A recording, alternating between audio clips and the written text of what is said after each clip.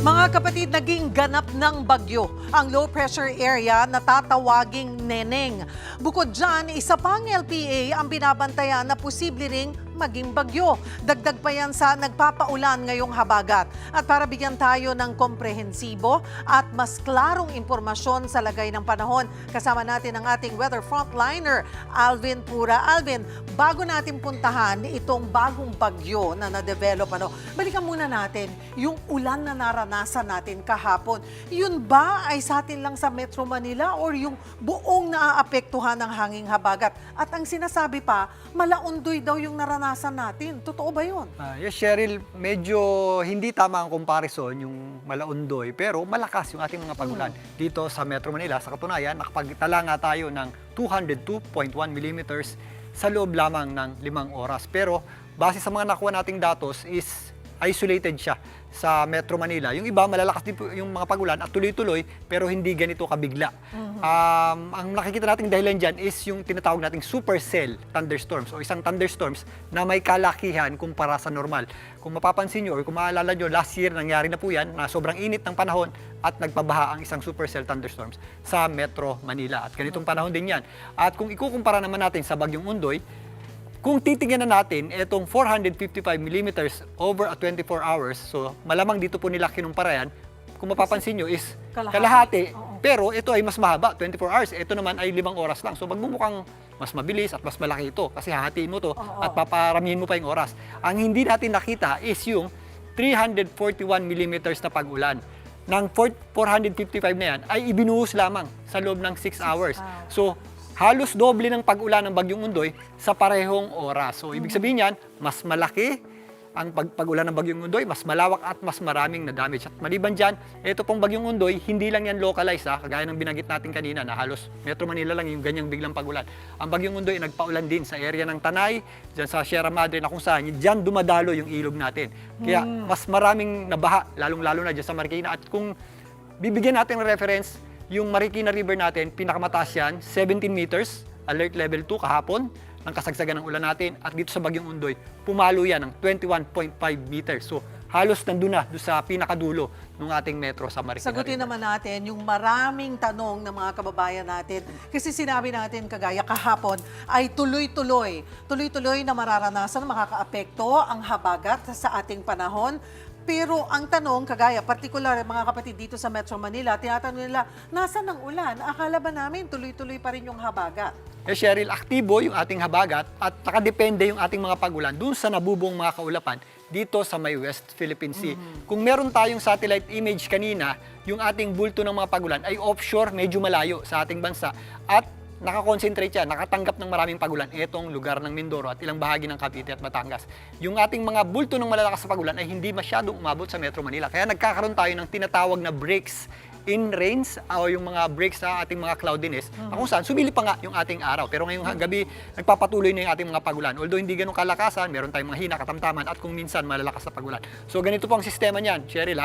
Yung ating mga kaulapan nabubuo dito, nagta-travel papunta sa atin, umuulan, nabubuo ulit, nagta-travel, tapos umuulan ulit. So para siyang conveyor belt. So depende sa mga nabuong kaulapan dito, kung malalakas po yan, at sa mga pumupuntang kaulapan sa atin. So kanina, nagkaroon tayo ng breaks sa mga pagulan, at ngayong gabi, nagpapatuloy muli yung ating mga pagulan. Nakarating na ulit yung mga nabuong kaulapan dito sa may West Philippine Sea. At Cheryl, mananatiling aktibo yung ating habagat. At tinanong nga ni Bok hapon, hanggang kailan yung ating habagat? Meron pa tayong at least 2 days na may kalakasan pa ito. Pero by Thursday hanggang Friday, nakikitaan natin ito ng pag-taper down o bahagyang paghina. Pero mananatili po yung aktibo. Magpapaulan pa rin yan sa western section ng ating bansa. Pero sa Metro Manila, mababawasan ang epekto. So ipagpasalamat pa rin natin dahil sabi mo nga nagkaroon ng pauses or break. Nagkakaroon talaga ng pauses and breaks ang pag-iral po ng hanging habagat. Nakahinga-hinga tayo ng kaunti. Yes, Cheryl. Pero kung mapapansin naman natin, medyo mahangin pa rin at maulap yung panahon natin. At yun nga, sabi mo, magpapatuloy ang mga pag-ulan ngayong gabi at marahil hanggang bukas.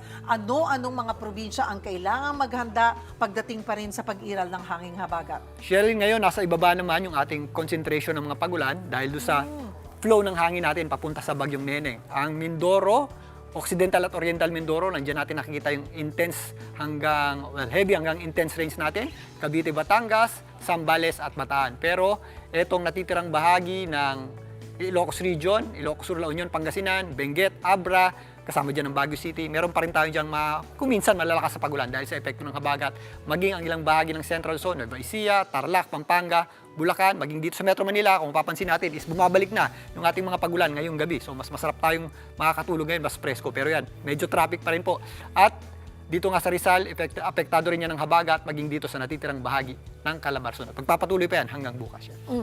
At sa pagpasok o pag-develop, kanina kasing umaga ay low pressure area pa lamang itong binabantayan ng Pag-asa. Dalawa yung low pressure area. Pero yung nasa loob ng PAR, abay ngayon isang bagyong neneng na. Ito ba ay inaasahang lalakas at paano ito makakaapekto sa ating magiging panahon? Yes, tama ka dyan, Cheryl. Kanina ang alas 2 ng hapon, naging bagyo yung ating binabantayan low pressure area sa loob ng ating PAR. Pero ito po ay napakalayo sa ating landmass o kalupaan. Ito ay huling namataan ng Pag-asa sa layong 1,025 kilometers east ng extreme northern Luzon. At ito po ay isang mahinang bagyo o nasa tropical depression category. Hindi natin yan nakikitang maglandfall or tumama sa lupa. Yan po ay kikilos lamang dito sa itaas na bahagi ng ating bansa papunta dyan sa area ng Taiwan.